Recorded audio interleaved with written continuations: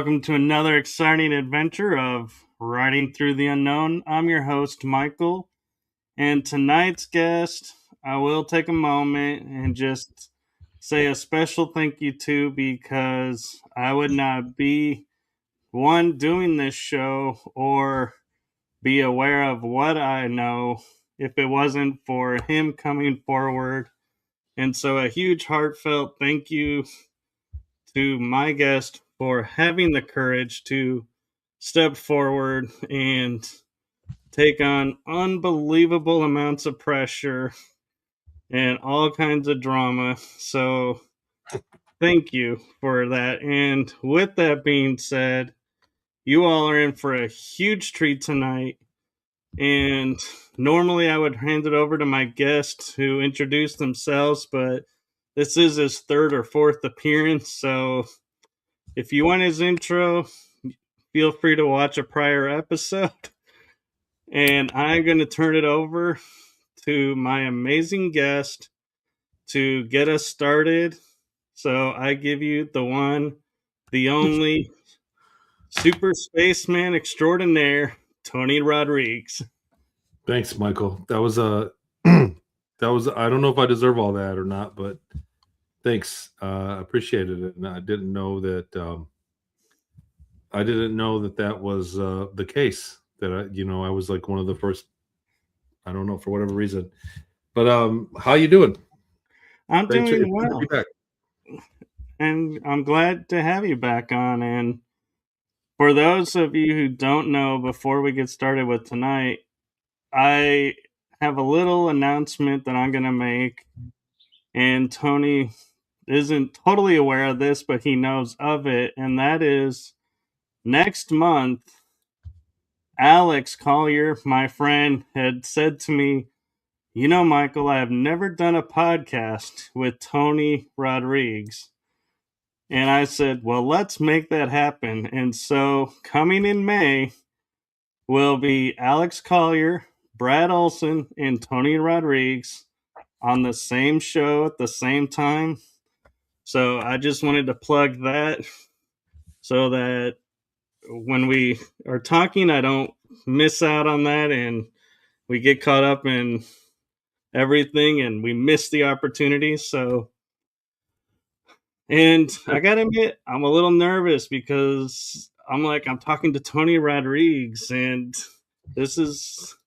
he's a really cool friend and a great person, but it's also like you're talking to someone who's helped you grow, and it's sometimes you just get caught up in all of that, and you're like, you need to take a moment. But what it was is I had mentioned this before, is I had heard you talk at the first GSIC, and I was driving back with Alex, and I looked Alex in the eyes and I said, you know, a lot of Tony's story resonated with me and felt so familiar. I think I've done a 20 and back. And he goes, I think you have too. And so that's what got me started with this show and everything, was your coming forward and sharing resonated with me and opened me up to what was going on that I had no idea about. It does that. It was the same for me. And when I first heard it, all the memories made sense all of a sudden. I think a lot of people, it's a widespread phenomenon. I'm not just like some unique guy that something happened. It's widespread. There are millions of people that have been participated in joint, either U.S. military or joint, Earth-based human corporate entities working with extraterrestrials, taking people for these programs, what we call the 20 and back, and other programs. There are a lot of women out there that have had the birthing, the hybridization program. There's a lot of witnesses for that. And that's another animal compared to what I talk about. But it does that. Every time I do a show like this, somebody new sees it and goes, oh, wow. Now the memories that didn't make any sense because they were all over the place. I had all these little fragmented memories, and I was different ages. And all these memories that didn't make any sense all of a sudden make sense because we think that when we're abducted, people have a lot of people, thousands and thousands of people, millions of people possibly have memories of an abduction, of a contact. But then it goes away. There's nothing, they don't remember anything after that. They go, well, I don't know. And there was some weird stuff happened later in life. And then when you Right. mention that, you can be taken for 20 years and then put back the same night, then it opens the door for a lot of things to make sense with people. And I think, honestly, I think the first GSIC, I don't know how much I covered. I talked about slavery up there, how that affects the economy, how taking so many people, because people ask why, why would they put you back, and why wouldn't they just use a robot? Those are the three, And then I love the people that believe that it was screen memories without knowing anything about the story, or really without researching it much. They go, yeah, they just put screen memories in you. I'm thinking, yeah, because that makes a lot of sense, because I went on to be a floor refinisher. So that made a lot of sense for my whole 30 years for me to think aliens are real. That could really bang for your buck to put screen memories in somebody. But Right. And I was gonna go say ahead. one thing that I think resonated to me, your story is, people come forward and they're like, "Oh, I was a super soldier. I was a pilot. I was an officer." And The general. and you come forward and you're like, "I worked in the bellows of the ship as a janitor." I'm like, "Who would make that up? If you're gonna make something up, why would you make yourself be the janitor?" There's a grandiose thing. There's a telltale sign, and I think even a lot of people that are genuine, I think that there is a natural phenomenon just in our mentality, Americans, and I think just in general, people tend to fill out these blank spaces with things that are more grandiose than they really were. And so, I have some highlights in mind where I talk about doing well in there. But for the most part, I was slave labor, and I was treated treated like a prisoner. The way that we see prisoners get treated in our prisons was about where the bar was for how I was treated up there, and I think that's standard.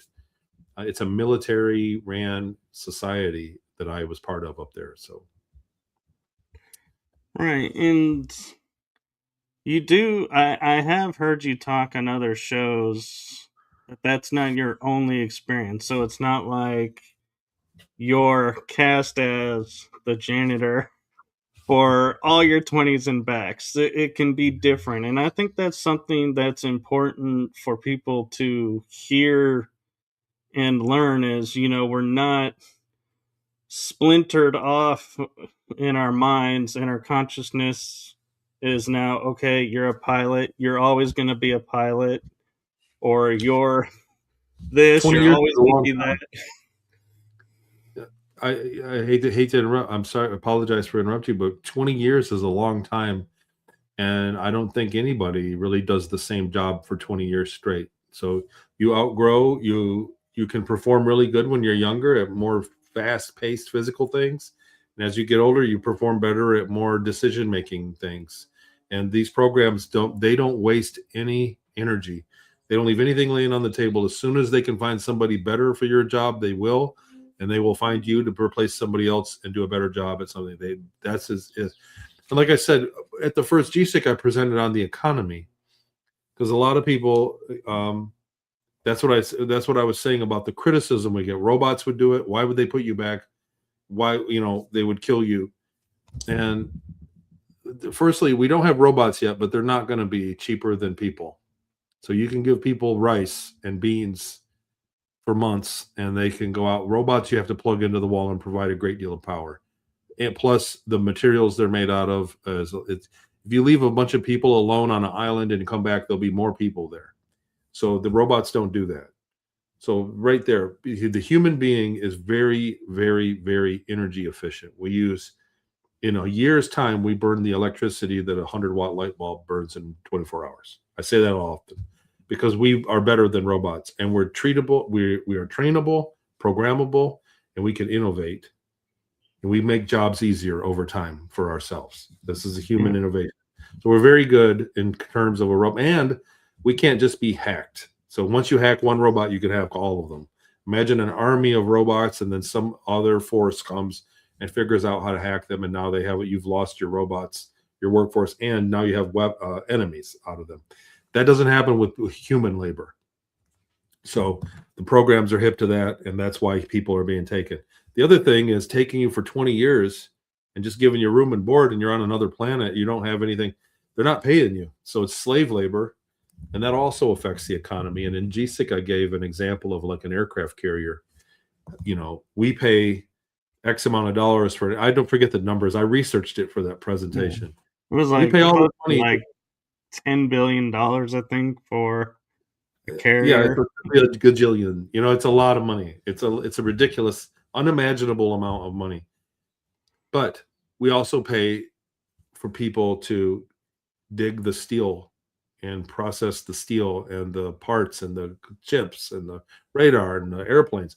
All those things, we're paying people just to extract those materials. So that's in the human cost. Then it gets built, and then it gets manned by people that are getting a paycheck, 5,000 people, this aircraft carrier. So it's billions and billions of dollars. But if you take all of the labor out of that, it's less than half across the board. And so one of the main people that the famous researcher out there says the economy of the secret space program doesn't make sense. He said, where's all this money coming from to build these ships? And my direct response is because they're using slave labor. They're not paying for the labor. It costs a lot of money to build an aircraft carrier because you have people that are highly educated, nuclear scientists working on the reactor, engineers and electrical. You have all these professions before you even get to the manual labor. They are using robots for the high-end stuff and AI for the nuclear physicists, and they're using people from 20 and back for the manual labor. It doesn't cost them much. And they're probably stealing resources from other planets to build these things, these spaceships. So that's a good example, I guess, in metaphor of why they would do it. Right. The other thing is, I was going to say on your, comparing us to a battery, that was one of the scenes in the Matrix movie that I felt like was so truth disclosure, but went over everybody's head that a human is like a AA battery? Yeah, well, we give off a lot of heat and they keep us alive. Bio life is very efficient at converting energy. Life in general is the most efficient way to convert energy, I believe, because we're very efficient. The other thing is, why do they put you back? So everybody goes, well, and people are usually, when people comment on the YouTubes, they're usually mad and call me names. Like, why would they even put you back? They would kill you. They wouldn't give you their secrets and put you back. Well, they're very good at erasing memory. There's a lot of things I don't remember. For one, I'm very unique or rare in the fact that I do remember as much as I do, enough to make a book. For one. For two, and for three, it's genetic. So not everybody can go. The technology to take you and whatever they do, clone you or whatever, move you back and forth in time and move to another dimension and then back again and do this work, has a genetic marker. Not every human being alive on the earth today can participate in these programs. So when they do find people, and we see the same common denominator in literally everybody that comes to me and says that they believe that it happened to them, we find the same stuff. Mom and dad in the military, lived near a military base. Grandpa was in this high security thing in World War II. It's the same thing. Once they find the genetic marker, they follow the family. So they put you back so that you'll have kids.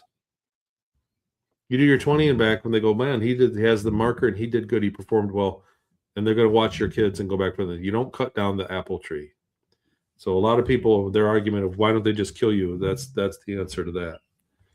Well, and there's also the factor of why kill somebody when you can go back in a year, take them and have another 20 and back and have them do another job for you, send you Some back. People can. It's an unlimited workforce. Yeah. Some people have the genetics to go multiple times, and we have very credible people out there that have said that. I got to say, I'm pumped up about that show in May. I haven't hung out with Alex in a long time. I really look up to. I look up to Brad too. That's my joke. Brad is someone I really look up to.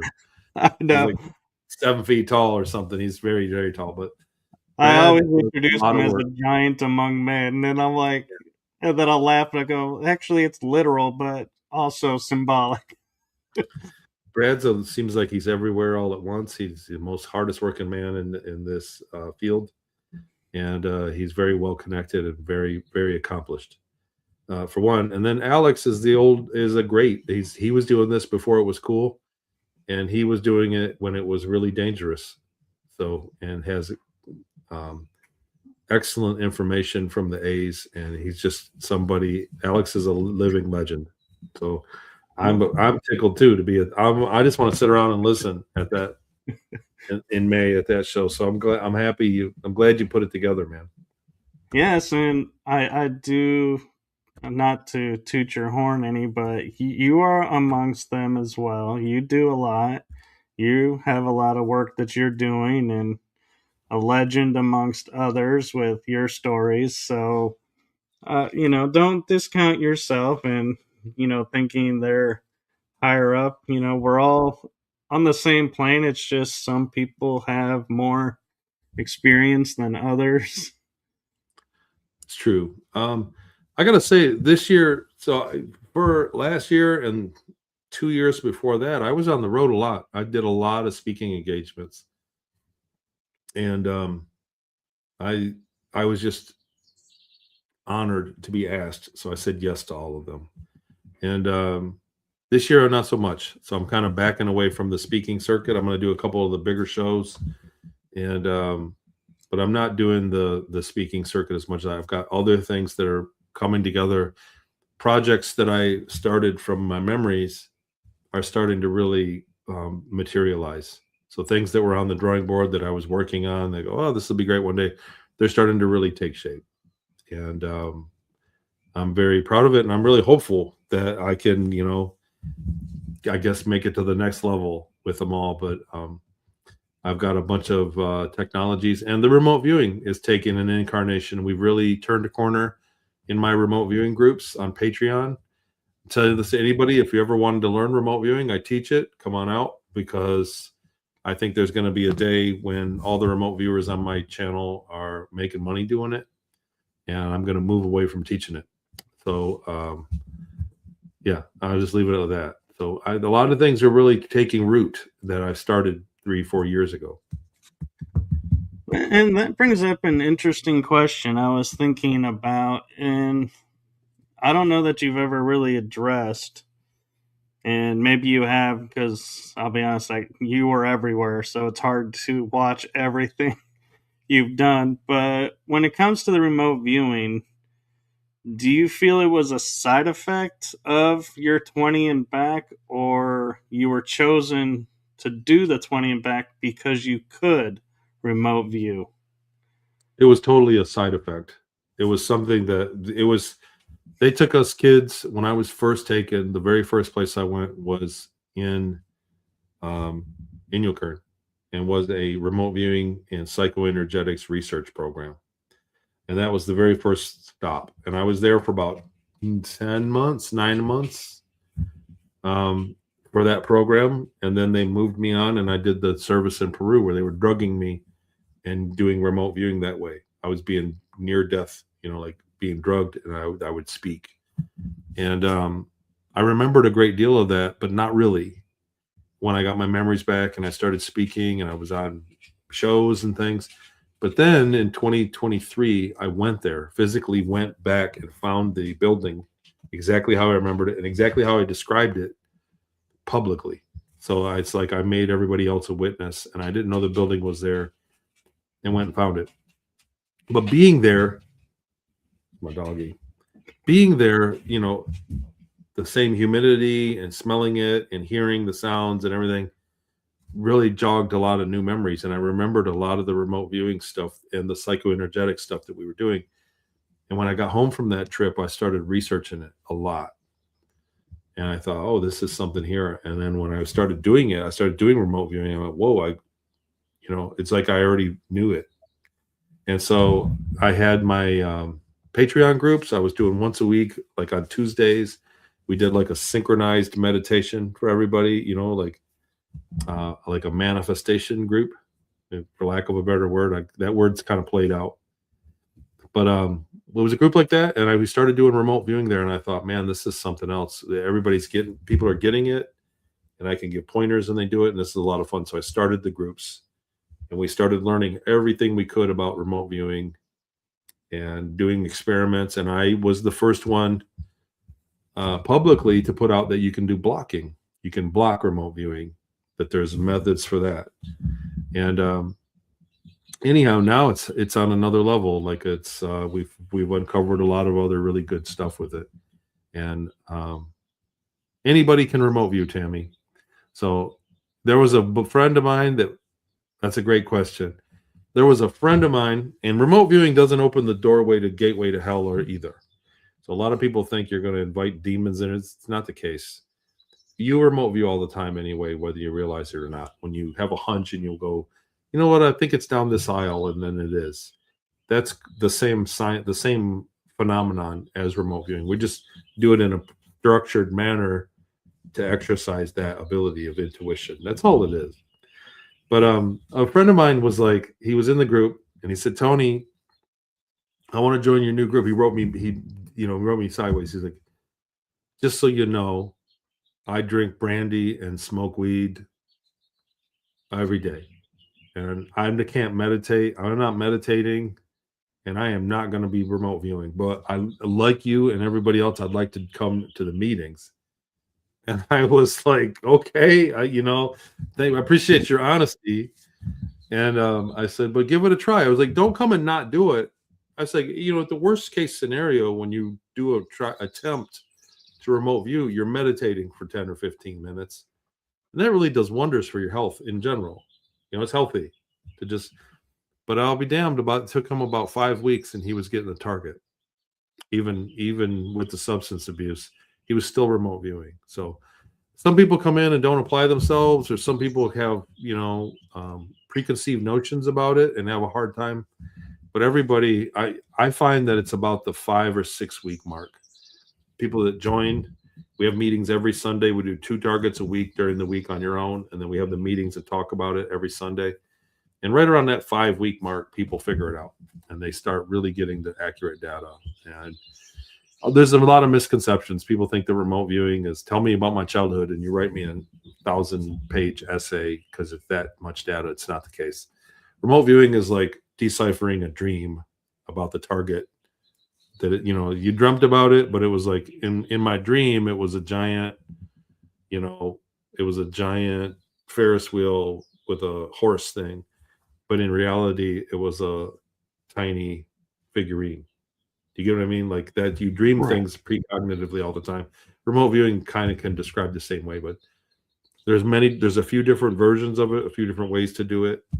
And we really figured out a lot, and we do really good. Some of the remote viewers, I'm shocked at how well they do it. And the reason I asked you about it, if it was a side effect or not, is because when they're wiping the memory, it seems strange to me to give you an ability to see what's not there. And it's like, doesn't that kind of defeat the purpose? If you can remote view and go, oh, here That I'm. that program and the extreme measures they did with my consciousness, I want to say higher self, or they did things that were, I was tortured to the point of psychic ability. Make no mistake about it. Like, they were trying to say for national security what was the maximum they could get. So they took young kids they thought were clones, probably was a clone, who knows, and they threw the book at it. We tried the maximum thing, and I think that they might have, somebody once told me, a psychic did a reading on me, and said they opened doors in me that should have never been opened during that program. And get into detail about how they did it, but I think that might be one of the reasons I got my memories back. the trauma that I went through let me access that part of my mind even after it was all said and done.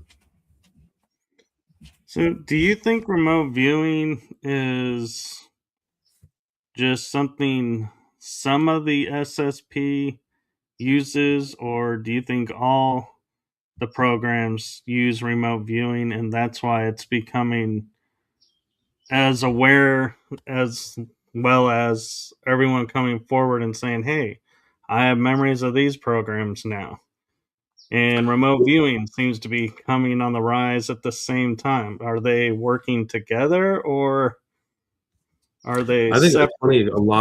A lot of SSP people come out and they're doing remote viewing, albeit not in protocol. So a lot of people are doing remote viewing, but not under the official protocols.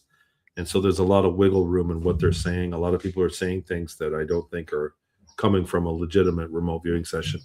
But it may be common learning in the program. Like I didn't go through a lot of school up there. They trained me to do my job for 6 months. My dog's going to be barking for a while. The neighbors are walking by. This is going to last about 2 minutes. But I think that it might be something, but I don't think that everybody up there got trained in remote viewing. I really don't.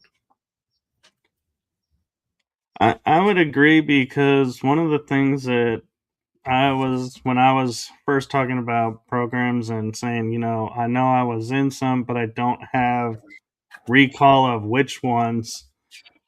And I would say to people, but you have to realize you had people who were on the bridge of the ship. That's where they operated. That's where they were. They didn't go down to the mess hall and be like, hey, super soldiers, let's hang out. No. It's like the bridge stayed with the bridge, super soldier stayed with the super soldier, custodial stayed with the custodial. So there's all these different branches that could be in the same ship, but they'll never talk to each other because you're trained not to. That's absolutely right. And there was a lot of things like I was on a ship for years and didn't see half of it. I didn't have clearance to go. I didn't have security clearance to go into the middle of the ship and just go walking down those hallways. I wasn't allowed. I was only allowed to take hallways that I needed. And a lot of people, the genre is really bad. So the information from people that have come forward has really clouded up the water, so to speak, from testimonies. And, I might be one of them that did it. But a lot of people are coming forward. And like you said, one suspect thing is when they come out and paint themselves a hero, because pretty much everybody got abused. And people that were super soldiers that did soldier missions saw things, nobody went up there and was a super soldier. And it's not fair to say nobody. Most of the people that went up there and did soldier work saw combat in a very gory way. And so when they come back and there's a guy out there now that says the SSP thing, and he talks about I went through MK Ultra and I was tortured, and he says it almost like he's proud of it. And if you really went through these things, like some of the things that I went through in Inyokern, when I look back on it, it still hurts to talk about. And so when people just make it nonchalant about being tortured or MK Ultra stuff, I that's a major red flag for me. And but I don't think that they're not genuine. I think that they have this much memory, and to make it make sense, that it gets painted on. So a lot of people that I think are lying about their testimony, I still think that they had something happen. If that makes sense. It does. And one of the things I say to people is, I can get why you'd want to fake being a lawyer or fake being a doctor because you get big bucks and you can get a pension at the end, or fake being a military person, as horrible as that is, because there's a pension. But in the programs, you don't get a dime at any stage. So why would you want to fake being a part of that? Because there's like no medals, there's no glory, there's no accolades. It's not like we have ribbons that says, "Oh, I did 3 tours in space." Yeah, that's true. We definitely do not get the parking spots. You know, the other thing is when people come to me, I like I said, I don't want to throw shade on people, but I see it a lot. I get messaged a lot. I get life stories. People just call me out of the blue on Facebook. It'll just start ringing like with no hello or anything. Like I'm not going to answer that. But there's a lot of people that I don't know how to say it correctly. I don't know how to say it. I don't want to throw shade at people, but there's a lot of people that I say it like this. When I read their story and they go, "Look, I was the commander and they moved me up there and then I was in charge of this and that and I had all these people and then we fought the war and I was a general and killed Draco hand in hand." And they give you these big stories about how awesome they were. And I go, "What do you do now?" And they're like, "Well, you know, I work at 7-Eleven." You know, and I'm just making that up, but I'm like, if you're a command up there where the best of the best go, and the people that are still up there are literally the in the know of everything, like uninhibited access to technology. I got to think that you would be along that par down here as well. And I have met people that were very genuine. They didn't want to talk about it, and when I talked about what they do in there, they're very influential in their life down here too. So you know, you tend to see the same performance in both lives. And so people that have tell you that they're performing here in their regular life down here, and they're up here with their space stories. You know, I saved the whole universe. Me and Yeah. a couple guys saved the universe a bunch of times, and then I had my own giant juggernaut spaceship, and I had a command crew. I had all these dudes. They were the wolf robots, and they did what I said. And then and then they're just living in a trailer park down here. Like it doesn't match up. Like it has to make sense. And a lot of people have left. Not sadly these days, people have left logic out of their testimonies. Well, and another way that I look at it too is, and I know a lot of great mediums and psychic people who, can read information, but I don't put 100% story behind it. Like if somebody was to say to me, "Oh, you operated in Antarctica," I'm not going around and putting on my resume, "I was in Antarctica," Somebody told you, because I don't have a memory to go with it. right? Right. And I think Yeah. that's No, where a lot of the I stories think come from, is someone tells them something and they run with it. I think a lot of that is uh, opposition is disinformation on purpose. I think they literally have people in our community that tell people like, "Hey, you were in the space program. I know it. I'm a psychic and I can do this." And there are people that are literally working for contractors for their agents. It's a disinformation campaign. There are other podcasts that are ran by people that are CIA. I'm telling you, there's disinfo all over the place in this community because it's the biggest secret ever kept. The UFO secret. It's the biggest secret ever kept. So they're all over the place here. Um, but disinfo is real. And then you're exactly right. You can't just go and base your life on what somebody else taught you on a hunch. And the other thing is a psychic medium or a remote viewer or a psychic clairvoyant, whatever psychoenergetics phenomenon goes through your brain in a certain pathway of logic. And it's abstract. It's like I said, it's just like trying to figure out a dream. You have dreams that make, and while you're dreaming, it makes total sense. You just appeared and all this weird stuff happened. And during the dream, it's normal, right? Of course, Right. Cadillacs can fly, right? I can drive it up the wall as my Cadillac. And then you wake up and you go, man, that was a wild dream because it's unreal. It was totally not in the world. Psychic interpretation is the exact same way. It's the same medium. You know, I always call it, I describe it like a membrane universe, membrane theory, which is still alive and well, but it's almost like a peanut butter sandwich. And so we live in the bottom. There's a piece of bread and there's a layer of peanut butter and another piece of bread, peanut butter sandwich, and it's being grilled. And the one on the grill is the reality we live in. That piece of bread is time space that we live in. And it's got entropy because it's burning, it's got heat. The peanut butter is the medium in between that remote viewing and solubility takes place. And once you get out of time space, you can access both pieces of bread at anywhere at any time. It's the peanut butter. It's a membrane in between two universes. And then after that, you get this other universe, which is the dream space and the fifth. I hate the word 50, but it's another universe that has different laws of physics because it's not on the grill. It doesn't have the entropy. So that's kind of the situation we're in. And I'm basing this off my remote viewing research, how, trying to understand the science of how remote viewing works.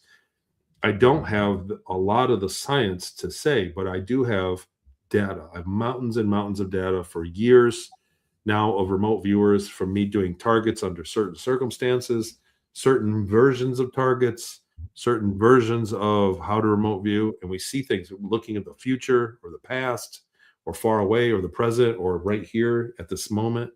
I've done experiments with all these things, and it lets me know that there is absolutely perception outside of time space when you remote view, and all of it is along the same lines. All psychic mediums they do a protection and they do a meditation, and that's the warm-up. You got to shut off your logical mind because your right hemisphere is kind of always plugged in and listening. You're always dreaming. You don't go to sleep and start dreaming.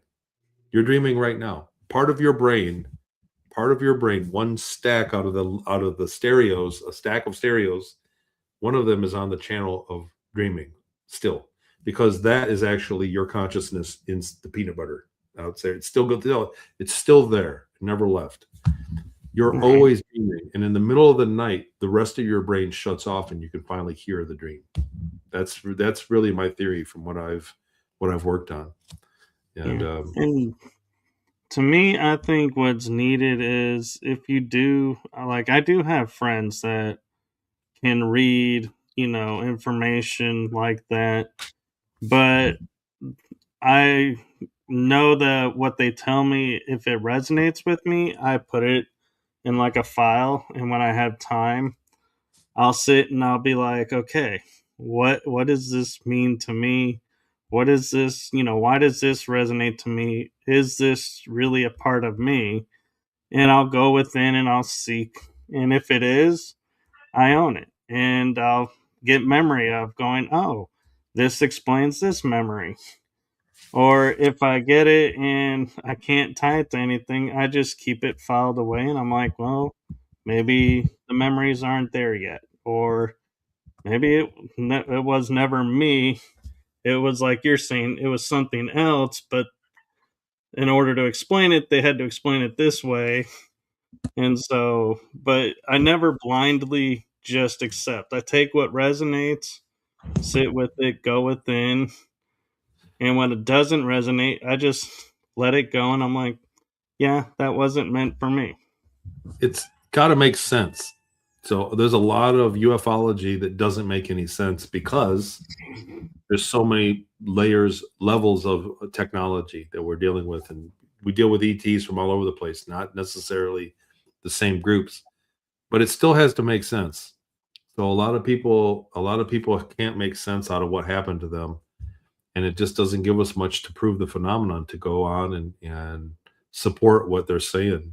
And it's a shame. It's a real shame. I've worked with thousands of people and sat and did one-on-ones with them, and had questions and Q&A, and like 60% of them made sense.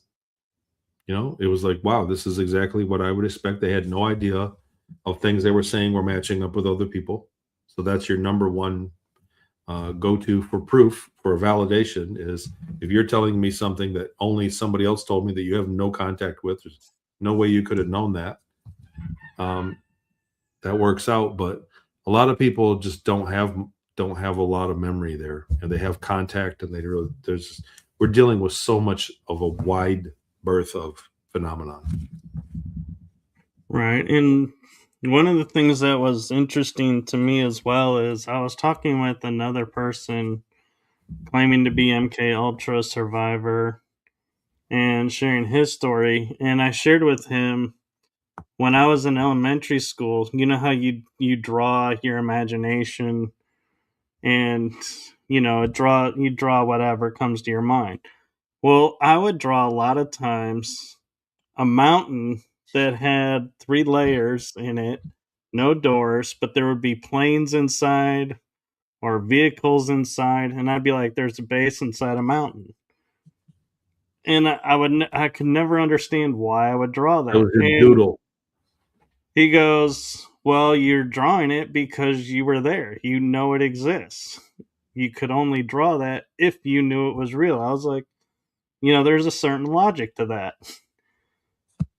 Because why would you doodle a military base in a mountain of all things? It's like that's just too random, I think, to just be a flippant moment of because I What mean we got to happens is, think. I was going to say, what happens is things like that start to repeat. So that's another thing that we really see is somebody always doodling an underground base, and then other things will begin to surface. Reoccurrent nightmares or odd memories that don't have place in your timeline that really didn't make any sense, but they're real. And when you start to really look, that's why the primary thing that I do with people that have reached out to me that feel like they've gone through the same thing is create a timeline. Because most people have, like you're telling me that, like most people have lots of different things that happen to them that don't make any sense. It's not just one night, right, of Right. weirdness. What there was one night I saw a craft that landed in my yard, and then I don't remember what happened next. It was just that night. That's not true. There's never a one and done. I go, no, Right. no, no, no. Let's go back before that. And it's never a one and done. It really never is. But what I found is that when you ask them, okay, now hold on, when were you born? Okay, mark that down. And I take my paper and I turn it sideways, right? And I go, they're born here. And I make a timeline. I go, what happened next? What did anything weird happen in your youth? Tell me what you remember. Well, when I was 4, my brother had this happen and he's blah blah blah. And then we saw a ghost or we saw something happen. And I remember weird, it was weird. I go, okay, 4, that was this year. And I look at the years. And I just build a timeline. You build a timeline of everything they remember. And after a while you start to see a cycle pop out. You start to see things happen at the same time for different people. At the same, or it repeats. And when I find something, major, and I think you and I talked about this before. We have. I look at the 20-year mark. I look at for an intake event, and they go, "Yeah, I was when I was about 9. That was when it happened when I saw somebody."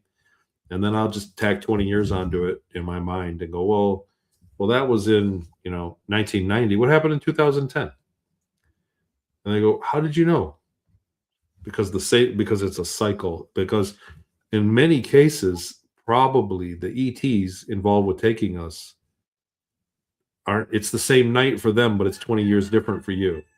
They come and get you when you're 10 and put you back.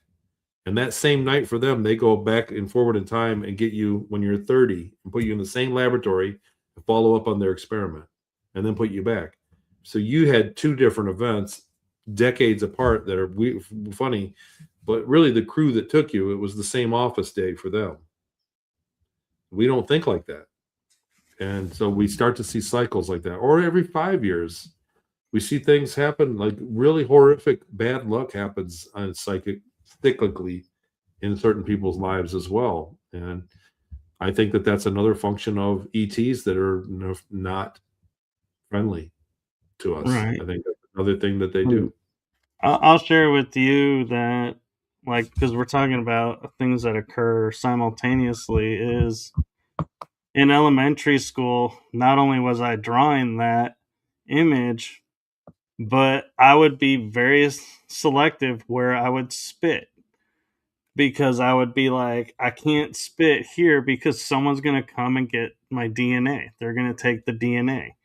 The government's You were going to, already thinking about that. yeah. It's like Wow. my mind was like, the government or somebody's going to come behind. They're going to take my DNA. So I gotta spit in a certain place in a certain way so that they can't use it. And I was like, what kid thinks about this? It's weird. Yeah, it's true. It's like, where did that come from? Why did you even know that?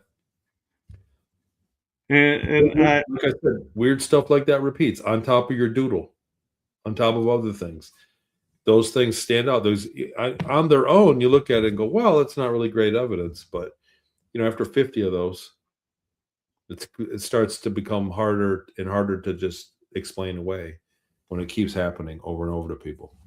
it is, and I want to try and pivot a little bit with the SSP because a lot of people talk about the past to the present, and I want to get your opinion on like current events. Do people that are in the SSP have an innate ability to see through what's happening and be like, yeah, this is the proverbial movie. This isn't real. This is a fake story. This is reality. And is that because of the programs, or is that just we're just more aware than the normal Totally. person? No, so if you were in one of these programs, if you were taken and did a 20 and back in the infrastructure in the oh wow, coincidence, right? See, Yeah, if you were taken into the infrastructure into space where ETs are there, you witnessed advanced technology, and we are not. I mean, we're doing good. We're advancing very rapidly, people of Earth. But if you witness that technology, um, you're aware of what they can do. Like when I came back, I knew that there would be TV screens everywhere one day, but I was taken in '82. There wasn't a lot of televisions like there are now. Right? Televisions were still everybody had one in a house back then. right. Maybe Because they two, were the maybe mom big and dad. boxes. Yeah, it was a 27-inch was the big one. They were little. You had to get close to them. Everybody. Um, but I knew that TVs were going to be everywhere because I remembered it vaguely. I witnessed the technology. To answer your question about people that are aware that see through the lies that we're giving, it's because you're aware that they're lying. Most people that fall for the stuff nowadays, they still think the news is uncorruptible. A lot of people honestly think that the news is held accountable for lying like they used to be. They used to be. The Smith-Mund Act was there. And so, but nowadays the news, and we were aware of it. So the people in the community, we're aware they can just make up anything they want. They can lie to you. And when you're scrolling, the other thing is we also have an idea of how far ahead of us they are. And most people underestimate the amount of psychology that is packed into your cell phone, for instance. So a lot of people just think that it's random and whatever, it's fine, and they're not. They don't care about little old me. They can watch my metadata. I'm not that important. But the reality is that they're in your head, the psychology that they have, and they can do many, many things, very slight things, and change the way you think about things without you knowing it. And people that once they realize that everything's a lie, kind of, or that it can be a lie, it might not be lying. The news tells the truth. They tell 80% truth and 20% lies, probably. There is still truth in there, so you can still mine for it. But there are people that just think that there is no manipulation in any way, shape, or form, and those are the ones that fall for it the most. And where do we see it nowadays? The younger generation, the kids that have been 100% exposed to screens their whole life. They're the first generation that have had a screen in their pocket their whole life. And so we see that's where the programming is the most dangerous right now. Right. And for me, I kind of don't like the way the like Apple the phones work. To me, droids are easier. But I also, in the back of my mind, I had an experience where I was on an paranormal investigation and I was using an infrared camera, and all of a sudden this grid appeared, and so I was like, "Wow, I got this really cool paranormal, evidence." And I sent it to a friend, and he goes, "Did somebody have an iPhone there?" And I said, well, let me find out. And I got back to him and I said, yeah. He goes, that's a LiDAR that's built into Apple. I'm like, why does Apple need LiDAR being in their phones running 24/7 They can see unless everything they're in the room. mapping? Yeah. Yep. They can see everything. They can map everything, and it takes an infrared picture every 5 seconds of you, of the whatever the screen camera, the camera that's facing you. It takes a picture every 5 seconds, forever. And what And was interesting too was I don't know if you're familiar with Jimmy Church a lot, but he on I've his show said Pokemon Go is totally a CIA psyop because they would put in government buildings Pokemon that you would go and take your phone in and go, hey, I captured this Pokemon. Well, not only did you get the Pokemon, but you also just mapped a federal building yeah, you for got a picture of someone. what they wanted. They could put the Pokemon in front of the board. Yeah, that's brilliant. Yeah. And so I was like, that is really scary that you could walk around and just innocently walk through a building and somebody somewhere is getting this entire blueprint to do whatever they want to do with, and you are complicit in that crime because you're the one who walked through and mapped it for them Right. and You were didn't know it. Right. manipulated through your entertainment. Yeah, that's just one instance. I mean, it's widespread. It's very well. So that's what I do. So I took it upon myself. I said, look, they're putting subliminals in our media. When you're scrolling and watching TV, it's prevalent really in the movie theater. That's where they work really good, the audio subliminals. But if you look up, you can Google Disney subliminals. You'll see some shocking stuff that's in the cartoons that they write. They put a visual sublims. But that's why I started Scion.com. I started using um, binaurals and isochronics that are tuned to Dan Winter's Cascade to the Planck. So they're already very effective, just binaurals. And then I add white noise that's turned into phased pink noise. It's based on Bob Monroe's work. Now I have the phased pink noise in the background. It's very powerful. It was in Bob Monroe's original patent for the Gateway series, but that patent ran out in like 2011, so anybody can use it. And I reprinted it. So I have that on top of the binaurals, and then music, so that you're kind of distracted. And then in some of them, not all of them, I have something called phased canceling subliminals audio of me saying things that are good for you, not trying to get you to vote a certain way or do so, eat Doritos until you puke. None of that. Like things like you're gonna win. It's all gonna work out for you. You need to believe this. And then like whatever for a successful mindset one, you deserve success. Like say things like that. You deserve it. You're gonna be fine. Everything's gonna work out, and it's gonna come into place for you. Like these, I put affirmation subliminals in them, and they're awesome. People love them, and so whatever I made them just kind of kicking it around back a few years ago, and they sold. People were buying them, and so I took all that money and I redid the website recently. So it's up and running, and I've got a ton of other products that are going to go on that one. And then the Maple Street Learning one is going to be taken off here pretty soon. But that site with those is called Scion.com, PSIION.com. There's my commercial. Let's snuck it in under the radar. No, and one of the things, as you mentioned, like binaural, is people would, buy these apps on their phones and go, hey, I'm listening to this binaural, but it's not really doing anything for me. And I would They're be not like, all equal. well, you realize your phone is not binaural. You have one speaker on your phone. And they're like, well, the app says it'll run through the phone. I'm like, yes, and even I thought about this for a little while. I was like, yeah, HemiSync's not working so well on the phone. And then it dawned on me, yeah, I'm not using headphones. You have to use headphones to get the binaural. So the isochronics can go on a speaker. So I have them layered both. The trick is you got to play with the volume, the gains when you run them both. But isochronics do entrain with one speaker in a slightly different way. So they have different things. Like I have a sleep aid one that you play while you're sleeping in a speaker, and a lot of people love that. So 1 out of 20 people won't like it because they're light sleepers. I tell people if you're a very light sleeper, it's not for you.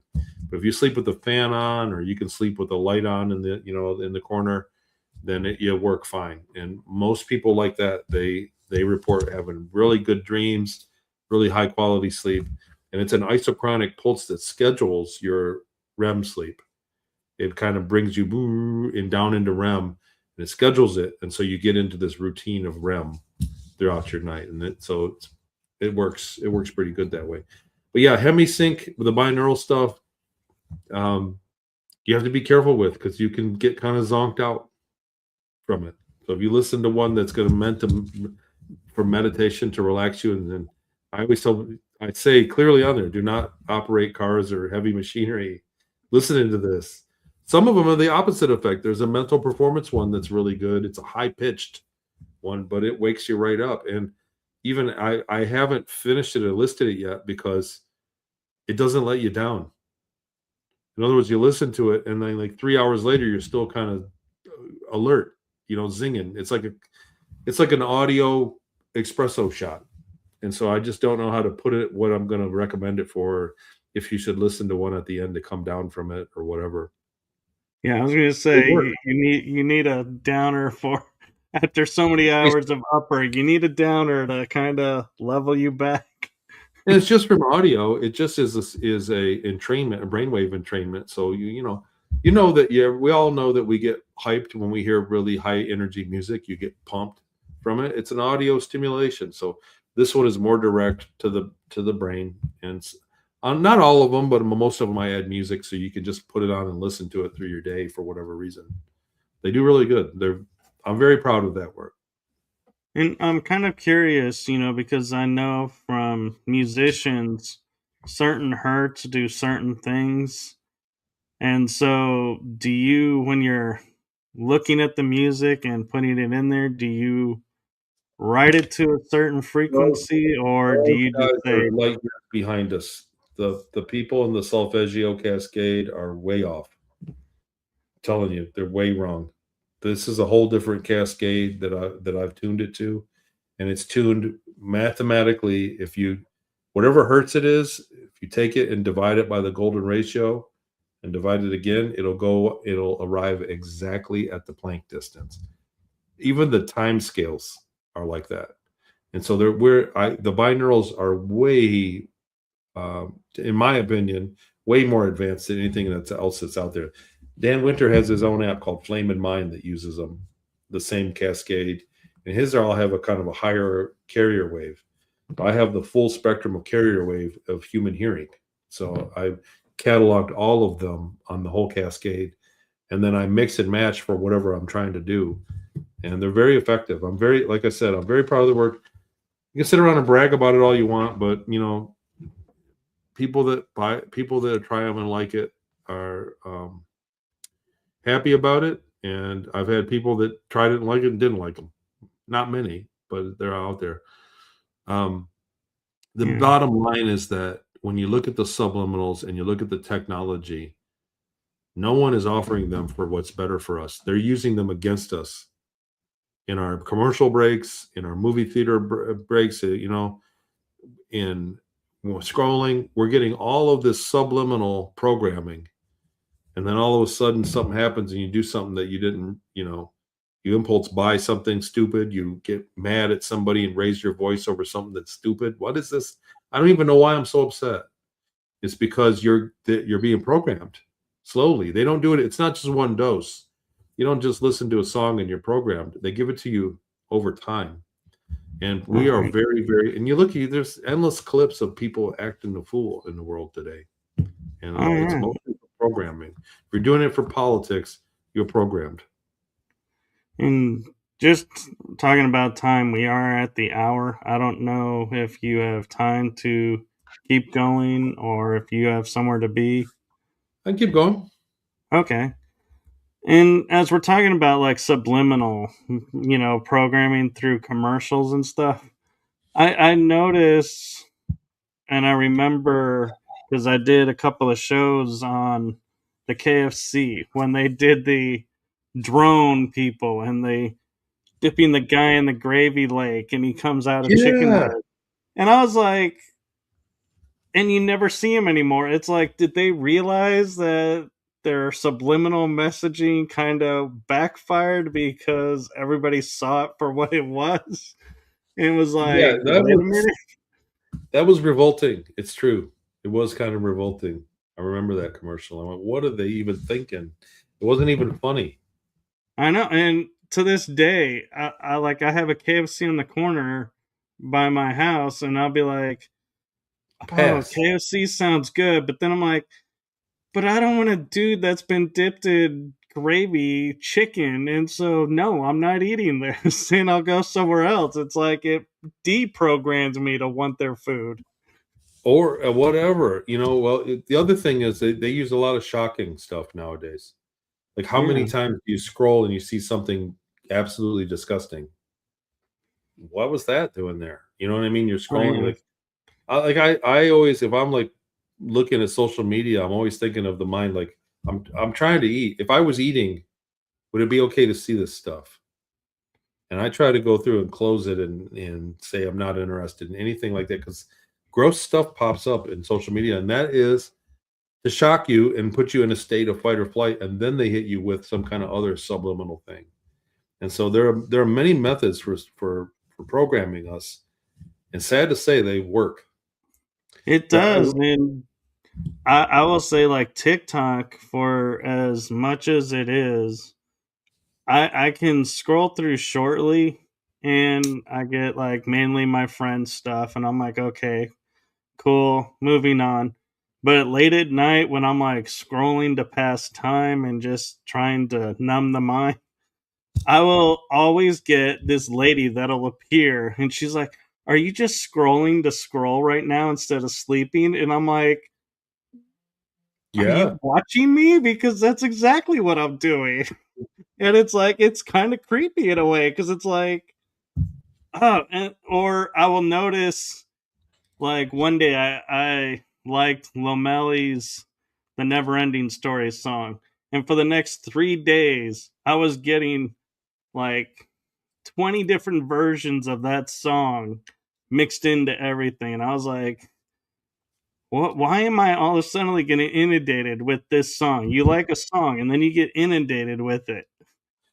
I I experimented with social media once, and I thought, I'm seeing all these ads from things I was talking about, so I'm just gonna shop for and things I shopped for. So I went on Amazon, Right, and you look for something, and then all of a sudden it's in your Facebook feed, right? right. So for like 3 days, I'd shop for bikinis, and it was bikini models. My Facebook, I was like, "See, I pulled it off," and it was my experiment of testing it, and you have to be careful. There was one recently that I was just talking to somebody. Uh, that I was just casually talking to somebody about, and then it showed up in my feed. So it's programming. It's not about the advertisement. I don't think they convert a lot of sales doing this creepy stuff. I think it's more Oh, about keeping tabs on you and them knowing what sells right now versus what doesn't. well, and what's interesting too is like my mom would go, "Hey, do you need these do you need pants cuz I'm looking at this site and they have a sale on." And I'll be like, "No." And then for the next 2 days, my Facebook ads when they would have the ads up there just in the Pants. middle of the screen, they would be about pants. And I'd be like, So think, "Where did this come from?" Because I didn't search for it, but they heard her say to me, and it's like it somehow translated through. think about what's in your feed and think about our kids, because they're not aware. You and I are aware that they're trying to shove it down your throat. Like, you're aware when I start seeing, if you like a certain political post, you'll start to see things that are Oh yeah, make you look like you're radical if you like them, right? oh I don't yeah. know how to say this, and I'm not going to give examples, but basically, if you just go, man, that's wrong what they did, like, the next thing you know, within a few minutes, you're starting to see things that are like really radical. And I realize what's going on. They're trying to lean me to that side, or at least build a dossier of things that I've seen. They're trying to curb your intake so that after a while, that's all you think about is that political agenda and you're pissed off. You're mad about it, so you want to do something about it. Like, there's no way I'm voting for those other guys. And because you're upset, they tug at your anger. And look at our kids. The thing is, I realize it, and it still gets through. It still works on me, but I consciously realize it. I want to say this about Scion is subliminal messages are almost not effective at all if you're aware that they're there. So they're super not effective. That's why they don't tell us. Because if you're getting subliminally bombarded and you have no idea that you are, it works. It's very effective. So because of that, I tell people there's a subliminal, like in the FAQ and the about, if you go looking, it says subliminals and it'll say, look, the subliminals don't work. They're not effective if you read the script. But just so you know that we're not putting in anything that in the subliminal in our product that is negative, you could have a friend look over and I have the script of every subliminal message in all of the products. I have the library of scripts. You could read everything that I ever put in there.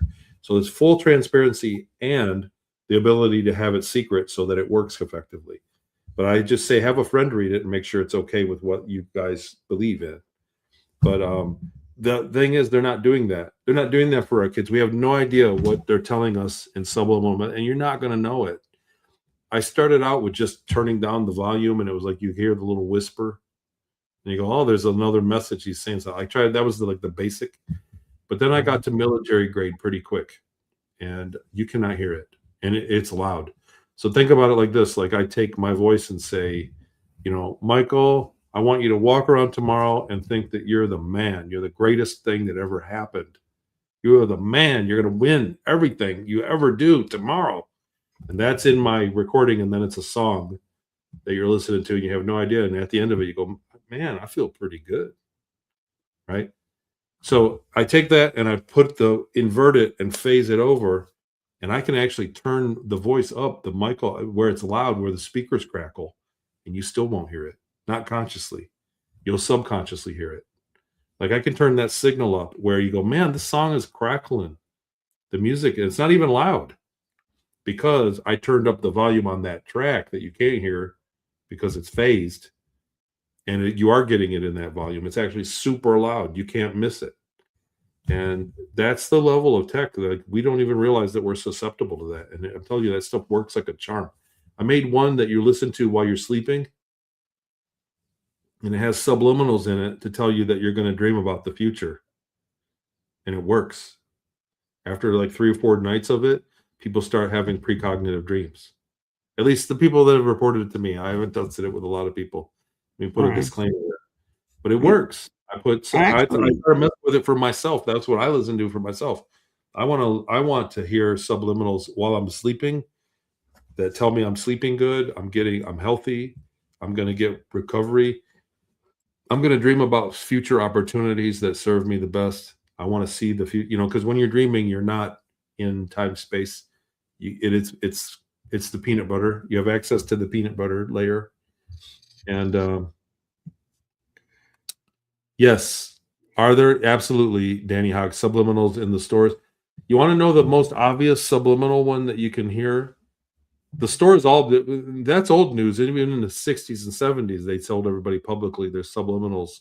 That's why they only played their own radio station, like Kroger's or whatever. Walmart has their own radio station that plays the music to their stores because it's got their subliminal messages in it. In the beginning, when you sit down in the movie theater to watch a movie, let's go to the lobby. That big loud noise. Oh, yeah. If you listen to it right when it fades off, it's only got like a second, a fade off. The noise comes up and goes, and it's loud. You're like, damn, right when it fades off, you can hear the sublims because they put it. And then what does everybody do right after they play that noise? They shut up. Everybody turns the phone off and sits there and is ready for the movie, almost like they were programmed. And before we get to Danny's question, I had a thought from what you were talking about with the subliminals that we can hear it, but we're not hearing it. People that have like chronic headaches or migraines that just come out of nowhere, could that be their body is getting inundated with too many subliminals and it's can't process? I got to tell you, there's so many things. There's 100 things it could be when somebody gets a big, like a migraine. It could be 100 things. Um, Most of the time, I would start with electrolytes and work my way down the list of minerals and vitamins that you may be deficient. But I tell you what, especially with women, because they have a very complex physiology. So women experience this more, I think, than men do. It's very complex. And so, yeah, I worked at that. There you can induce it. So the other thing is the same way that there are hurts that make your brain sink, the hemisync, there are some that have the opposite effect. So there are there are hurts that I can play that actually are bad for you. So, and that's another advertising technique. While you're watching the show or listening to the music while you're driving down the road and you listen to the radio, and it's Michael Jackson, it's your favorite Michael Jackson song, my favorite song, but just for some reason it doesn't sound good. It's weird. This is my favorite song. I don't even like it. Oh well, I'll play it. You got to turn left up here, and then the commercials come on, and you go, because during that song they were playing a carrier wave, a slight carrier wave of ringing in your ear that was like fingernails on a chalkboard. And when the song is over and the commercial plays, they kill that sound, and you go, "Oh, there's a sale." I mean, because it sounds amazing. They play the opposite. They play the silky, smooth one under the commercial ad, and then now you're listening. Now they have your attention because the song was actually hurting you. So they can do that too. Um, to get to Danny's question, how do you combat subliminals while you're walking through Walmart? Is headphones. Get some wired headphones to your phone and just put on some, something you trust. Put on some scion.com. Or maybe I'll make one for shopping. But the VLC player I download my stuff and that I use the VLC player, but you can make your own little playlist and make sure it's not streaming live. Like download it, find some MP3 versions. Spotify, I listen to Spotify a lot, but it's not everywhere that's connected to the internet has the ability to sublim you. And so if you can get some recordings that you trust, that's why I started the company. You guys, that's why I started it, because I was realized when my eyes opened and I thought, oh God, we are being programmed even at Taco Bell. Like I sat down for a taco, man, and I'm like, I feel like I want to flip political parties. What's going on here? And so that's why I started. I thought it's about time somebody uses this technology to do some cool stuff for us. What does it do that's cool? I have a ton of them. There's one for grief. There's one for healing that promotes healing. It has sublims in it. Like, you have a lot to do. You're going to heal perfectly. It tells you that. And when you believe that you're sick forever, you stay sick forever. So that's what that one does. The healer, it does healing, successful mindset, the grief one, working on a workout one, working on a deprogrammer one to stop the hypnosis. Like if you ever went to hypnotherapy and then realized, you go, man, I don't know if that was the right thing. I wish I could undo it. Like how many people get a tattoo and get it lasered? And so I'm making a deprogrammer, like an anti-hypnosis one to undo it, because we're all hypnotized. And so I'm working on that. What's the other one? There's a study one for when you're at school for memory and learning, and then constant problem solving and creativity. Like these are all 30-minute tracks that have music. You just put them on and walk around, and it's therapy. If you listen to it 21 times, the subliminal theme will stick. So imagine you wanted weight loss. You got to listen to it twice a week for whatever, for 3 weeks or whatever, 21 times at least. So I give a little prescription and it works. It's about getting your head right, because ask yourself this: how many of us do shit that's totally not in our own interest repeatedly? Yeah. And what's interesting is, you brought up tattoo, and it reminded me the movie Starship Troopers, where they had this little beam of light coming and it's creating the whole tattoo on their arm. And now I've seen on, I don't know if it was TikTok or Facebook, where they put this metal clip around your arm, and then as they drag it down, an entire tattoo just appears on the arm, and everyone's like freaking out, going, "Wow, you just got a whole tattoo in like a matter of seconds." And I'm like, in my mind, looks at it and goes, one, is that healthy? And two, is that permanent? And three is, what did that just do to your arm? They have a tattoo machine out now, like a printer, like it's a needle, and it's a machine. So you get actual digital quality tattoos. Like that's real. Oh Like, wow. that's not fake anymore. That's not a movie thing anymore. That's real. Um, there was one little point I wanted to finish up on that, but that's okay. I think everybody got my point on that stuff. Like I started working on that. Lately, in the last few months, I've been working hard on the remote viewing stuff, and we're putting together groups that are remote viewing sports games, so we can bet. I'm going greasy right now, so but I'm saying it works. So we've had stellar results at picking the stock market. You see these other groups out here that are remote viewers. The Farsight Institute did a crypto picking one. They were highly successful. I talked to guys that got wealthy doing it. The future forecasters, it's expensive to get in there, but they do crypto predictions. They've made a lot of millionaires. They claim like over 200 millionaires they made. We started doing it. Like, how are they doing this? And the groups we started, and I really, at the first couple times we did it, and I was like, wow, we're pulling it off. And then I had one where we were wrong, and I went, what the hell happened here? And I really, like, I went and got a bunch of books. Some of them were expensive books, and I really crushed it for like a month. I was just so upset because I had people counting on me, and I felt like I let them down. And we ironed it out. And so it's not 100%, but we're in a very high percentile of accuracy of picking the stock market and picking sports games. So I'm starting a whole new group. They'll have a membership. It's going to be expensive at first, but for people that bet, it's not a big deal. And it gives you a really high increased probability of success by us. And we remote view on Wednesday for the game on Friday, kind of thing.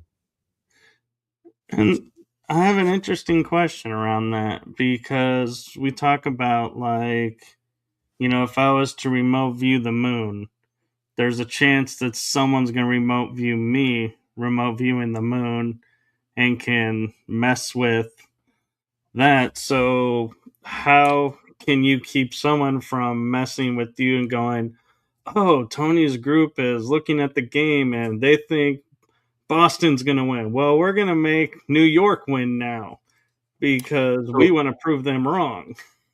so there is a cat and mouse. There is blocking, actually. And knock on wood, we're doing the kind of the research on this method now, on blocking it this week. Like literally this week, we're doing a blocking experiment on one of these games. But there's a cat and mouse. So I wish I could draw it. I wish I could draw you guys the picture, but basically we look at it like this. I'm the targeter, and I'm going to make up a target in my envelope. I got envelopes right here. I have a little remote viewing making kit. So here's my blank envelope, and I write down on a piece of paper the Statue of Liberty. Okay. You don't know this, Michael, because it's secret. I'm writing it in silence, and I put it in the envelope, and then I put X123 on the envelope or some random stuff. Seal it and set it down. It says the Statue of Liberty in there. And then I train you, and you go through the CRV stuff. You do your meditation, create an ideogram, and you're probing it. And when you go through just kind of like the routine of remote viewing, and you start out slow and go, is it big or small? Is it hard or soft? Is it hot or cold? These kind of things. And there's just a meditative repetition of meditating that you do there, and a protocol. And then you start to see a little bit, and then it opens and opens and opens, and you can see, oh, it's a Statue of Liberty. And so that's kind of how it works. Now, if I want to block it, then I would attack the targeter, not you, not Michael the viewer, but I would attack Tony the targeter. And I would say, he told him it was X123. So I'm going to grab 10 envelopes, this whole box of envelopes, and I'm going to write the sun, a tsunami, the Empire State Building, an apple on my desk, and they're all going to be X123. So that when you go to remote view, not only is my target here, but you're like, I don't know, it's bright. It's like a bright sunny day. I'm getting a lot of sunlight, and it's a structure. It's a big thing, and there's an apple. It's got to be in New York because I'm seeing an apple, and it's the Empire State Building. So you're not, you know what I'm saying? You're not near the target that I picked. It's obscured, you know. So you can do blocking that way, and there's a little bit of cat and mouse that you can sidestep that if somebody were to block it, which I researched and I shut the F up about. Because when I wrote my book Beyond Sight, which is in the other room, I'd like to hold it up, but when I wrote Beyond Sight, I did the blocking thing, and after that book got published, my groups got blocked. I was like, damn, our scores are down in the nines. We've never been this bad. And it was like 4 weeks in a row. I thought, what is going on here? And then what I did was I moved the coordinates I was posting on my Patreon, where everybody, even the free members, could see the actual coordinate X123. The free people could see it. So I put it in the image that was blurry unless you were paying to see them. And then all of a sudden the scores went right back up. Somebody read my book and was ticked off and joined my Patreon for free and was doing a blocking thing every week. There were people blocking us on our targets. And so when I moved it to where they couldn't do it, it went away. And during that time, when I suspected, I went, oh, and I kind of, we do living room remote viewings, you know, to experiment here, you know, at home and when I'm with friends. And I experimented around with ways. There's ways to side. It's a cat and mouse. You think about it like, you know, you get a sword, so you get a armor, so you get a bullet, so you get thicker armor. So then you get a flamethrower. You know what I mean? Like there's a cat and mouse, a chess game that goes on, and remote viewing is the same way. And so there's ways around that. And on a side note, you know, talking about different targeting, because I get asked this a lot, is, in my opinion, is you can get free of the SSP, but you can still be targeted. But if your awareness gets high enough, you can kind of be no longer worth their time to try and target you because you see it coming and you can do stuff to prevent it. Do you think that that's a reality, or do you think that's kind of like a psyop where they're making you think you're getting free and you're not free? It sounds grandiose to me, so I'm skeptical. It sounds grandiose.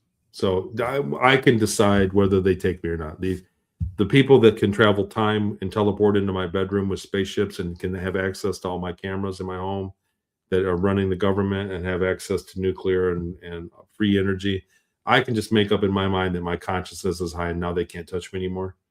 Doesn't really hold a lot of water to me. You know, it just sounds too grandiose. I think if they want to mess with you, they're going to mess with you, and there's nothing you can do about it. And I think it's set up in our government to be perfectly legal for them to do whatever they want. We see people. I mean, there's people disappearing today. You know, it's happening. It's a phenomenon. All the UFO scientists are disappearing rapidly right now, and other whistleblowers too. People are dropping like flies right now, and it's not because anybody's got a higher consciousness than anybody else. We live in a 3D realm that's got consequence. Right. Yeah. Thank you for that. Because I was just curious, because that seems to be a thing that's driving a wedge in the SSP community. Is some people are saying, yes, I'm free. You know, I'm no longer being taken. And others are like, oh, you're always going to be taken. And so I was like, how do you know they which leave you side is alone. right? You know, most people get finished. I'm also skeptical of people that say that I was taken every single night for a 20 and back, or I would take it every night and I'm working. Like, that's not out of the realm of possibility. But I have to look at what are you doing now? You know, like why are they taking you? That's the first thing I'm looking at. Is it your genetics? Do you have the uncanny ability to do something that nobody else can? What there's more to it, that you have to fill out the puzzle pieces to see the picture. And a lot of people have no answer when you start asking them a puzzle piece. I'm like, come on, you got to make it make sense. Help me help you here. Help me to help you. If you're being taken every night, I need to know why. What's going on when you're taken? You know, and a lot of people think that this is some kind of fast road to fame and attention, and it's not. It's really No, not. it's quite You the know, opposite. yeah, it's a fast road to getting harassed by your neighbors. Yeah. Yeah, like I pointed out in the beginning, it's like of the show. I was like, you coming forward, you were harassed. Your life was miserable here, just as much over My there. kids were harassed. Yeah, That's what hurt. yeah, So I can take it when everybody calls me crazy, which you can go to my Instagram and there's a collaborated reel on there. It's like 14 million people looked at it. And if you read the comments, it's a roast. They just roast me. And I can handle that. They have every right to. You have every right to like me or not like me. But I'll tell you what, my kids went to school and the kids were picking. I saw your dad on YouTube talking about aliens, and my kids went through that. And that's what really hurt. A lot of people don't realize it, but it's like I lost a lot of my old high school friends because they think I'm crazy. They don't believe in ETs or, hyper, whatever, label people. But I lost a lot of friends and a lot of my family too. And some people that I thought would never like me were turned into fans. So, I mean, karmically, it's a give and take. But there was a price here. This isn't a glorious thing to do. right. Which again, I'll go back to my first statement of I don't know why people want to claim this because it's like you're a glutton for punishment to want to claim this. Well, I'll tell you what, though. I'll tell you what, man to man, you have a duty. If you have memories and you can prove that this stuff is happening to people, you have a duty to other people to let them know. We start the very first technology they've established is secrecy. That's the very first thing. It doesn't matter if they have free energy and anti-gravity and spaceships. That doesn't matter. They have secrecy, and so they can keep doing it. And if we have to, if you witness something and you can prove it, then you have a responsibility to share it with people because we're all in this together. That people think that what happened to me was just me because I'm dumb luck. But the reality is that a lot of people are being taken, people are being abused, sexually abused, genetically abused, physically and emotionally abused. People are dying, and nothing has happened, and nothing is happening about it. And most of the reason that they get away with it is because nobody knows that it even exists. That's why the secret of ETs is, they're going to tell us it's going to be uncomfortable for a lot of people, a lot of scientists. Well, and to me, one of the things that's going to be the most uncomfortable is if we sever an arm in the programs, they can regrow the arm and keep you going and functioning.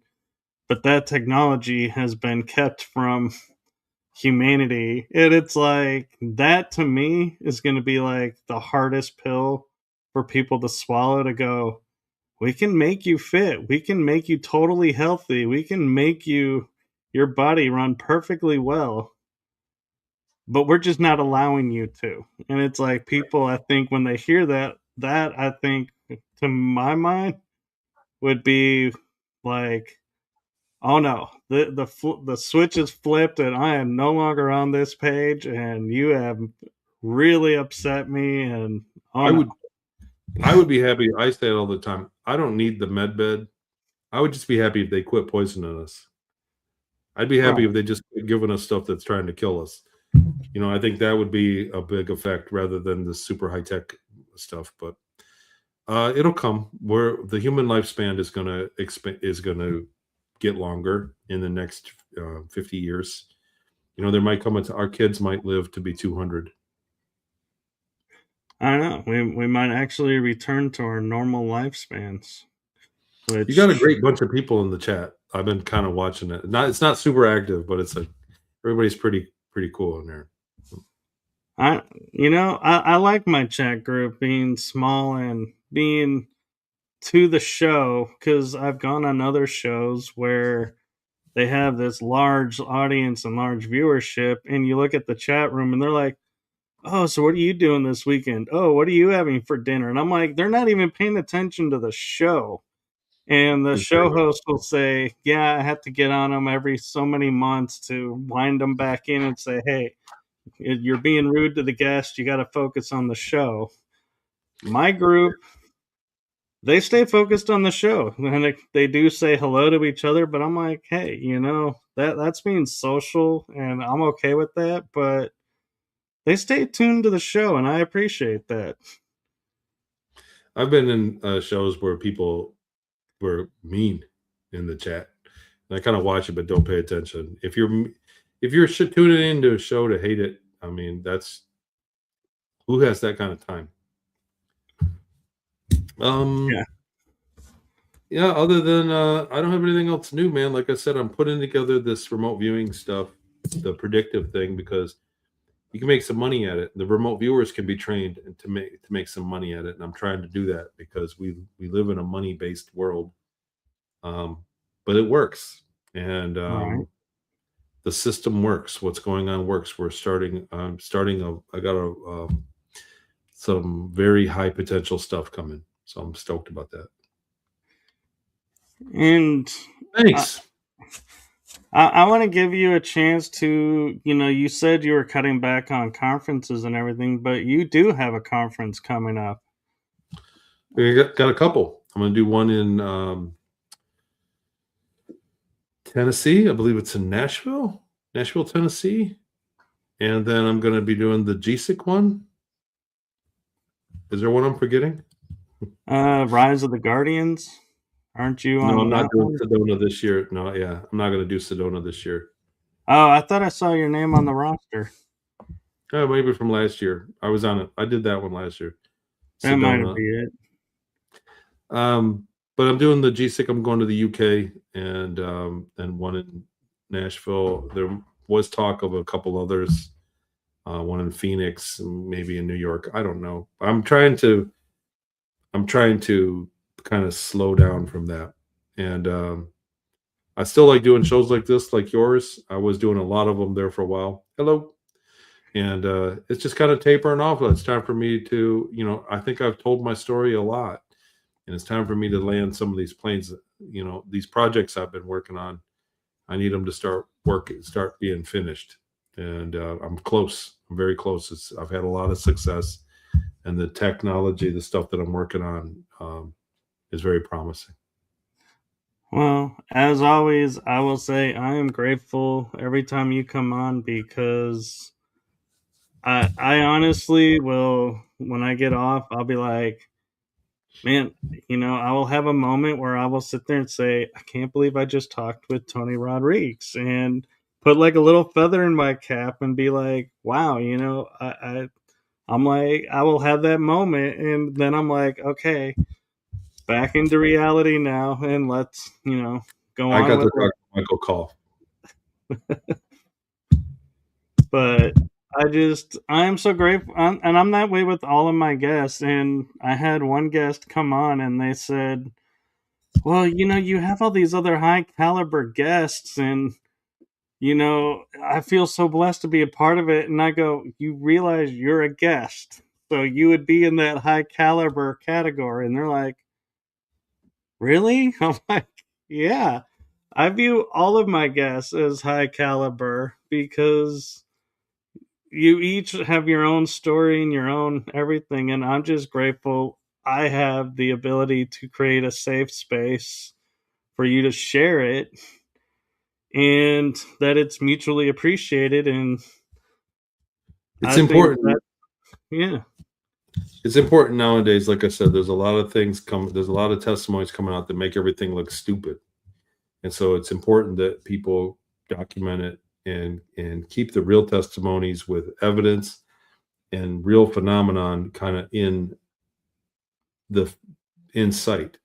Keep the goal in sight. We want disclosure. We have it. We already have it. Like they've already told us about UAPs and everything, but they're keeping the real truth away from us. And everybody knows there's ETs out there. Everybody knows that there's extra dimensional stuff. Everybody knows that the universe is teeming with life. and we've been all influenced. We already know that the elites are doing terrible stuff, the Epstein stuff. Everybody, there isn't anything that they're gonna tell us that most people can't handle. And right now, everybody's ready for it. But they are telling us, but they sure are putting out fake info ahead of Right. time. So people They fight over. like to muddy the water before it comes out. So Exactly it's right. like, I think people will be less likely to believe it when it comes out because they're like, oh, all this muck that came That's out first. exactly right. Oh Well, wow. Tiffany is saying Luna is running an MK Ultra hearing on May 13th. Oh, cool. Hmm. And, I know we're running close on time, but I just want to ask you real quick because I don't think I've ever asked you. What do you think of all the people that come out and say, I'm in the secret space program? I went through MK Ultra. Does those two, are they connected and always connected and meaning the same thing? Because I know you had a different path, and so I was just So it curious of was your thoughts. it was similar in Inyo Current. It was an MK Ultra style trauma based mind control. I was programmed in a way for the for that program. So it was hardcore programming. That was part of my inspiration for, like I said, Scion. No, they do. They program. We humans are programmable. We all want to think we all want to think like my consciousness got high enough where it's okay. No one can program me, and it's Yeah. BS. We are completely programmable, and it can happen against your will as well. MK Ultra is trauma based programming. People get tortured and get information given to them, and there are other they aced it by doing it to people under the age of 5. So there are agents out there that have no idea because they had split alters that carry out code words and do things. It sounds so far out, but it's true. I've met people. I researched it heavily. I know some of the code words, and you can see what happens when you say them to people and they change. They go, oh, fuck, there's somebody in the program. Yeah. It's real, man. So that they aced it, the MK Ultra stuff, they perfected it. They can use hypnosis on kids prior to the age of 5, probably in conjunction with some form of abuse, and create alters in people that carry out and have different abilities. That's one. The secret space program factor that you said is absolutely another one.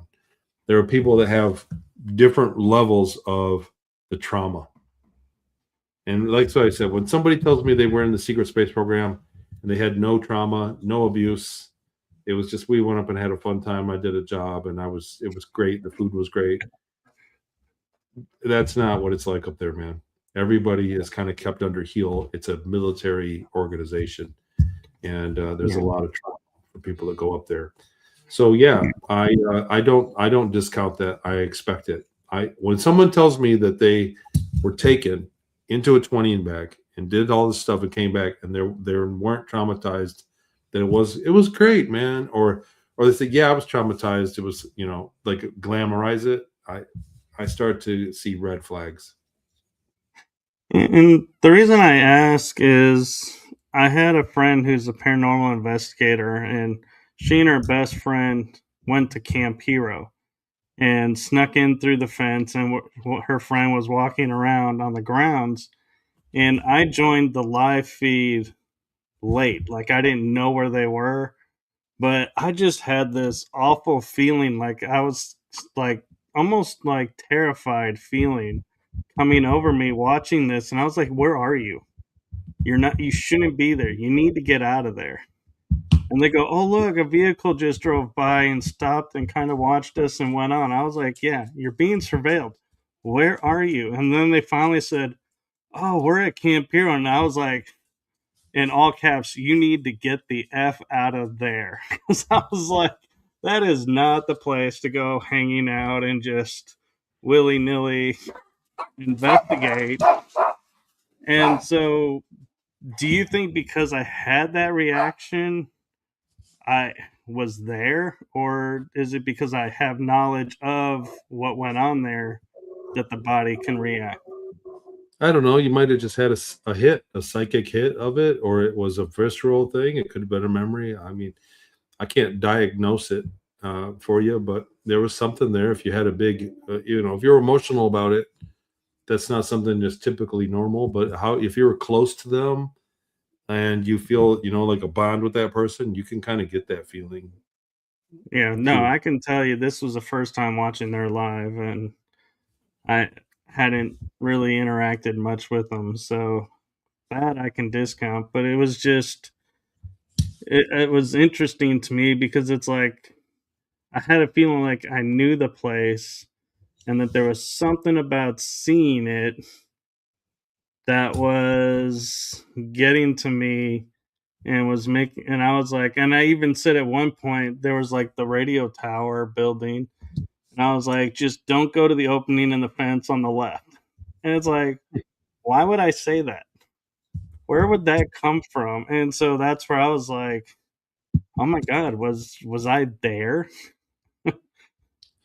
I don't know, but I'll tell you what, there's a lot of people that have come forward saying they participated in that experiment.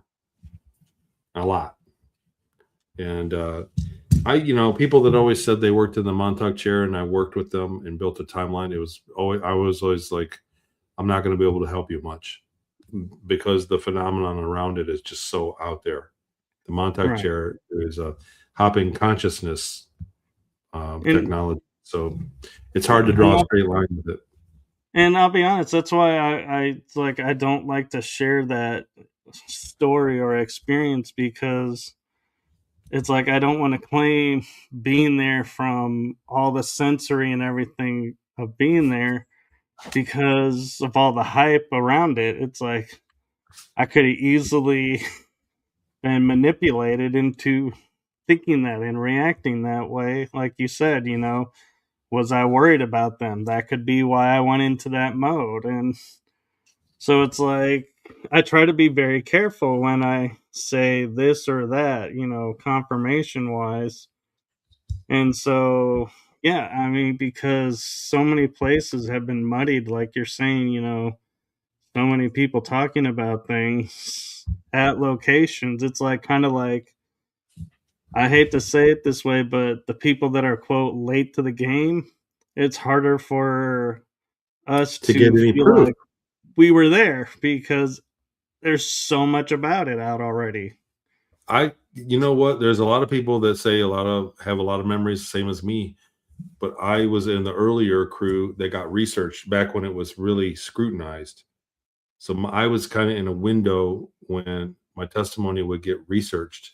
And that's what's missing with people these days. Everybody's coming forward with their testimony. There's no researching it. And so it's hard for them to build on and keep going. Do you know what I'm saying by that? Like it's hard Right. because I had a few supporting things. Hello, Mark. I had a few supporting things that validated me in the beginning because I got researched. And so that carried me on to keep doing shows and keep doing talks and things. But people nowadays are coming out and then there's no research. There's no cross. And so they got nothing else to stand, nothing else to stand on. And I'm not saying it's their fault, but I mean just the genre in general. Like you said, people that are late to it, they don't have the ability to prove their thing by circumstantial evidence the way that I did. Right. And I did things that nobody heard before, so other whistleblowers saw it and I had overlap, and it was now everything's been said. So you go, yeah, that's cool, but so and so said that. So tell me something I don't know, and it's very hard to do now. There's been a lot of testimony. right. And two factors that I always point out when people try to claim it is and say, oh, you never did this because you don't have proof. It's like, well, one, it's not like I can go online and print out my dossier and it says, here's the programs I was in, here's my roster, here's everything we It's a don't have felony. that proof. No, no, it's a felony in the United States to hang on to possess classified information. Period. So anybody that says, "Where's your proof?" It's like my proof is that I'm not in jail. It's a felony. I had a guy in a conference. There was like 700 people, and I finished my thing, and we were doing a Q&A, and the guy goes, "Your little AI pictures are great, but where's a real picture?" Yeah. when are you going to give us a real picture? And I said, well, never, because it's against the law. If I had a real picture of the programs, I would be in jail for the rest of my life. Yeah. It's a And military. the other disservice I think that's happening with people who are legit coming out for the first time and trying to get a foothold and get help is like if I go, oh, I think I was at Montauk, and you find somebody and they're like, well, I was at Montauk. I don't remember you, so you weren't there. And it's like they shut you down. And it's Yeah, like, yeah. I'm what? more traumatized than your trauma. My trauma was more than your trauma, right? Yeah. And Well, it so, comes back to ego. There's a lot of ego. A lot of people went through these programs, and it ruined their life. And they've gone on to live their life of less than what they would have been if they would have been left alone, and they know it. And so they have a kind of a chip on their shoulder, and you see that the egos clash a lot, and that's where all the drama comes from. And I say it, people don't realize that people that are telling their story and they get on stage and they start fighting with other people, you need to realize that seeing an ET is traumatizing, and then going into a program is traumatizing, and then being purposely traumatized, and then going back and having your memories erased. You know what I mean? Like 100% of everybody that's speaking at these conferences has gone through a lot of trauma, and so we're not entirely healthy, on the inside. A lot of people have been through a lot of terrible things, and so we see the drama, and a lot of people have just thrown their heads up and walked away from it. They don't want to hear it anymore. But the reality is that that's what you get with real witnesses, that they're broken. We're not right. trained to be up here talking like this. We don't have a PR agent. Well, and one thing I'll say real quick and then we'll cut for the night is, this is season 4. And season 3, it's like something clicked in my head and I was like, we have so many years of hearing, yes, the trauma you went through over and over. You're repeating it over and over. I was like, were there no positives? And I would say to somebody, what's a positive that you can take from it? And they're like, I don't know. I don't know that there is a positive. And so I found it's really interesting to go and be like trying to put a positive to a horrible experience, because I feel like, yes, there was trauma. Yes, we did go through a lot, but there are positives that have come because of that. And an example, like I don't know if you're on the page of that, but I would say your work with Scion and doing all of that, that's a positive There were from what you went through. Maple Street Learning is a learning software company that I started that is based on the school I went to on Mars. It's the way that they did that. It was adaptive media learning. I started that company. It's awesome. The guys working on it are tripping on how good it is. There's an engineering team, an AI engineering team, and they're like, I heard it from another person, not them. They don't tell me because I'm the client, but I heard it through another person. They're like, dude, they rave about your project. They're like, they can't believe how good this is. These are the guys that are, you know what I mean? And so I got that idea on Mars. I took it from them and remembered it. Scion.com, I would have never done it. But I tell you what, while I was up there were times we had a great time. I had a girlfriend. I had a couple. I was in love up there. I had a beautiful girlfriend. We'd go out and hang out. It wasn't great. It wasn't like I was free. But life goes on. And even guys in the clink have a good day. When I say it like that. So yeah, there were positives, and I learned. And the other thing is, when I got my memories back, before I got my memories back, I was in 2015, a dad raising my kids and struggling. I had an emotional thing, and I thought that I was on this. I was programmed by the media. I was supposed to vote a certain way, work a certain amount, work my life into the grave, and if I hit a number of money, if I hit this number, then I'd be worthy and I should be happy. Right. And that was the programming. That was me. Right.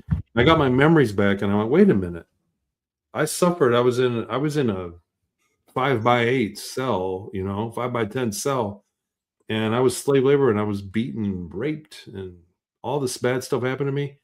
I do not need a number to be happy. I'm pretty happy right now. And that realization changed my life completely for the better. When I realized that there was no, that I didn't have the problems I thought I did. When all of those terrible years came back and all of that being plugged into a machine that electrocuted me and all that stuff, when all that came back to me, I looked at my life that I thought was terrible. I thought I was not living well. But when I compared it to that, I had the memories, and all of a sudden, like I woke up one day and I went, "This is awesome. I am so thankful for my life, for my junkie Crown Victoria." And that changed. My life literally changed from that moment. Once I realized that there wasn't a finish line that was going to make me worthy to myself, that I just had to make up my mind that I was worthy to myself, that there wasn't a number that was going to make me successful or happy. I just decided to be happy and regard myself as successful. My life's been great since. So that is what I got out of that time. That was the one of the biggest positive, is that my bar for happiness moved from where it was unattainable to down here where it's like I just cruise around happy all the time because I feel like every day is a bonus day. Well, thank you for sharing that. Thanks, And Brad. so, yeah, and so I before I end this, I do have a message for you. It's something that I've kind of grown over the 4 seasons. And so, from my heart and the heart of my shows to you, Tony, thank you for what you're doing for humanity. It's seen, felt, heard, and appreciated. So, thank you. Thank you. You're welcome. And thank you to everyone in the chat room and everyone that's watching this. Do follow Tony on his website and follow my page because, as you know, we talked about him coming in May back for another episode. You never know when guests are going to be popping up and returning. So do like, follow, subscribe, both of us, and make it a wonderful day or night. Blessings to you all. Have a great one. And bye bye, everyone.